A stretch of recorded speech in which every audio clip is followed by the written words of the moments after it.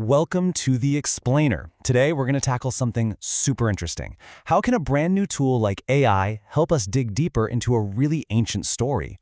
We're going to see how this tech can work as a kind of research assistant, helping us understand biblical stories in a whole new way. So let's just jump right in with a puzzle from the story of Naaman in the book of 2 Kings.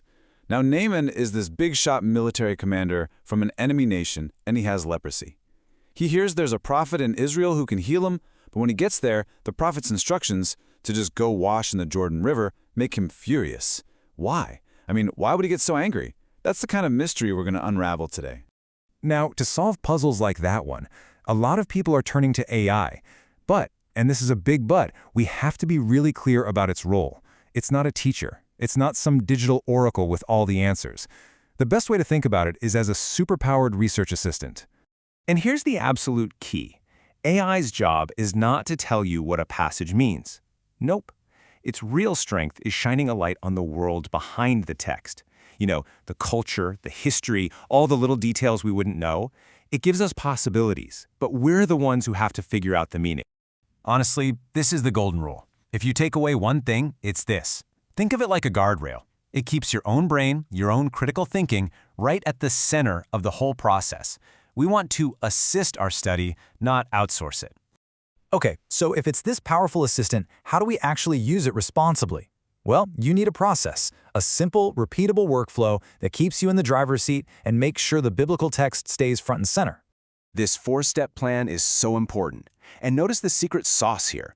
It starts and ends with the text itself. You read first. You find what's confusing on your own. Then you go to the AI with really specific questions. And, crucially, you always bring whatever the AI tells you back to the scripture to see if it actually fits and makes sense. And this shows the difference perfectly. A weak question is like, hey AI, explain this whole chapter for me. You know, it's kind of lazy.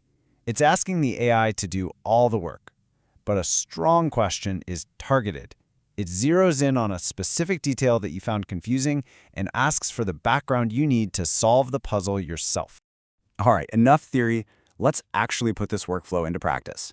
We're going to apply it to those confusing parts of Naaman's story and see how asking good, specific questions can totally change how we read it.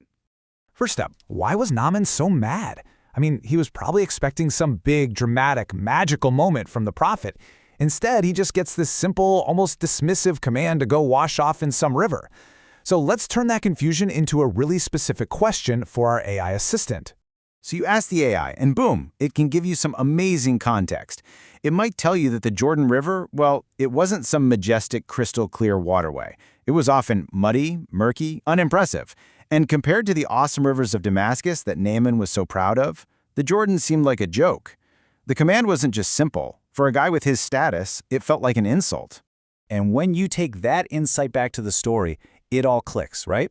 Naaman's anger isn't just about a dirty river, it's about his pride. The story is showing us this major theme, that God often uses methods that seem small or foolish to the world, and it's our own ego that gets in the way of obedience. Okay, on to the next puzzle. After Naaman is healed, he does something really, really weird. He asks for permission to take 2 mule loads of dirt from Israel back home with him. To us, that just sounds bizarre. So let's form another specific question for our AI.